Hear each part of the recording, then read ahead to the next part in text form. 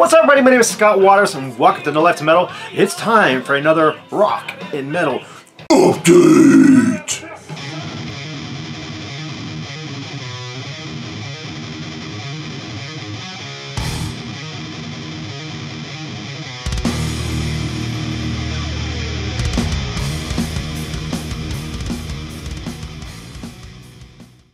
That's right. Time for another rock and metal update. This is going to be all bootlegs. I've done a couple other bootleg videos in the past, but this one's going to be all new bootlegs that I've picked up in the last, I don't know, probably 6 months or so. And I consider all this stuff 70s heavy metal. Some might argue that it's hard rock. I don't really give a crap. It's just stuff I like. So there you go. This first one is actually not a live bootleg. This is Kiss Demons of Rock, or Demos of Rock. You can see the N in Demons is crossed off here and on the back. And what this is just a collection of Kiss demos. Some very cool stuff on here. A lot of stuff I've heard before, but you got the original 1975 pre-Ezrin demo of Detroit Rock City, 1975 demo of It Ain't the Smoke and Mistake. It's also the Creatures of the Night demo for Not for the Innocent, which of course was later recorded for Lick It Up, but it's very different from the version that's on here. 1989 demo for Something Wicked This Way Comes, which was a Hot in the Shade demo.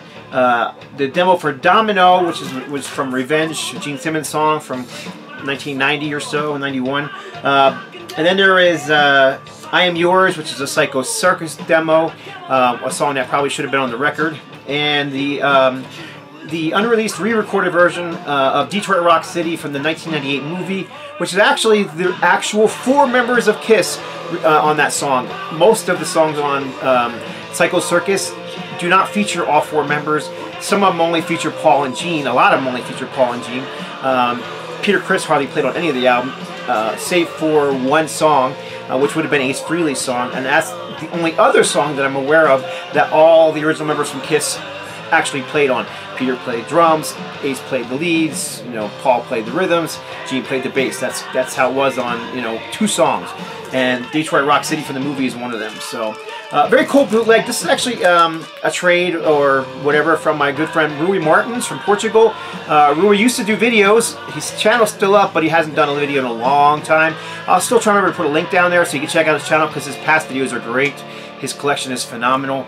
But yeah, him and I still stay in contact, and we trade quite often. So actually I have a whole other package going out to him soon. This next one I actually picked up. I found it on Discogs. Didn't realize it even existed. Working on a few Helix records for No Life to Metal Records, and so I was doing some research and looking around, and I stumbled upon this on Discogs. And this is the Helix Christmas Metal. One more time, Christmas Metal Meeting. Now I didn't buy it from Discogs because Discogs doesn't sell bootlegs, but I didn't realize it even existed until I found it on Discogs. So I ran over to eBay to see, maybe there'd be a copy. I mean, this is an old demo, an old bootleg from what, 85. So what are the chances I'm going to find a copy? Not only did I find a copy in pristine condition, it was only 20 bucks, and it was the only copy that was on there, and the only copy I've seen since. I've actually looked a few more times. So yeah, I snatched this up. This is live from '84 from Germany, when they played with Motorhead, Girl School, Merciful Fate, and Talon at the Christmas Metal Meeting. And this was Helix, and they were young and hungry and wild. They were raw and aggressive, sloppy, not necessarily tight, but they just sounded like they were having so much fun on stage. Yeah, I mean, it's not, super tight, and I'm sure the band probably wouldn't want to release this on their own, but as a bootleg, it's a pretty cool recording and a pretty cool historical piece. Now, as far as listening ability, some bootlegs are, horrible, some bootlegs are fantastic. Usually you get the radio FM broadcast, and those are usually pretty good listening. This one here is an audience recording, so it's not, perfect audiophile quality, but it's better. It's decent for what it is. Like I said, mostly it's a collector's item, and a historical piece, and I'm just glad to have it. I mean, you guys who've watched my videos for any number of years know that I'm a huge Helix fanatic, and have been since '83 when I first heard them on was it WMMR, when they back in Philadelphia they had a show called what was it? Some metal show. What was it called? Metal, I can't even remember what it's called now. But it was, I remember the radio stations of it, MMR, Metal Shop, that's what it was called. And the little They had the little buzzsaw guitar tone from Yngwie on there, and that was their kind of sound that they used for the show. Anyhow, they played Heavy Metal Love on that show back in '83, and I just became a Helix fan at that point. Also, the same show I discovered Saxon on and Def Leppard on, so way back in the early '80s. So anyhow, Helix, Christian, keep saying Christian, Christmas Metal Meeting, full live bootleg from December 26, 1984.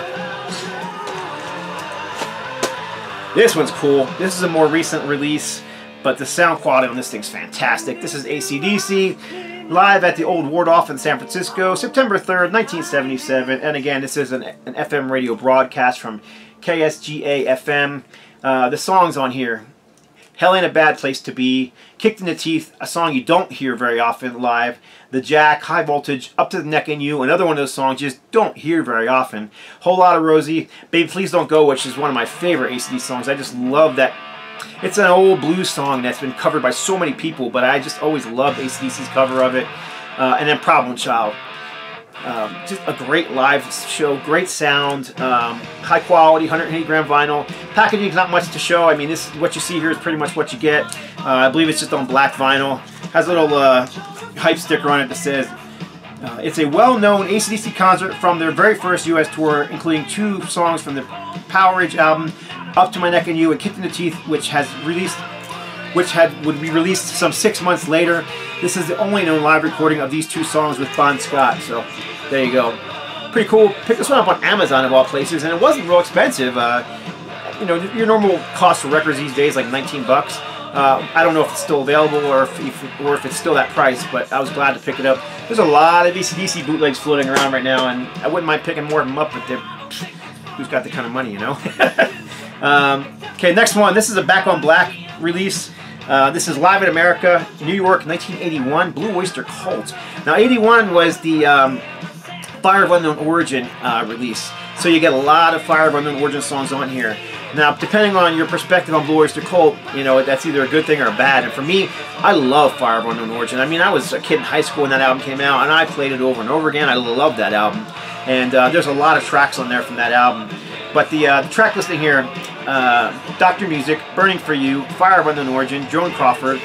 Then you get classic Veteran of Psychic Wars, Hot Rails to Hell, Me 262, Don't Fear the Reaper, of course, Godzilla, of course, Born to be Wild, of course, 5 Guitars, and Roadhouse Blues. Very cool concert from BOC, one of the original New York City heavy metal bands from the 70s. And yeah, just it's again, this is a gatefold. It's 2 albums. It's on blue vinyl, but really, there's nothing special about it. I mean, I'll show you the gatefold just so you can see it. But again, like I said, there's not much to these bootlegs. So there's your center, which is there's not even a picture of the band. It's a picture of a planet, you know. And the vinyl is blue, translucent blue, I believe. Yeah. So back's kind of cool with the Blue Oyster Cult question mark cross. And then there's just the standard Back on Black sleeves, which I'm not using. I have them in better sleeves, poly sleeves. But there's a lot of cool stuff on here I wouldn't mind having. There's a bunch of bootlegs on this thing. Cheap Trick, Top of the World, live at 1976 live broadcast. Yeah, there's a bunch of them on here. Anyhow, moving on.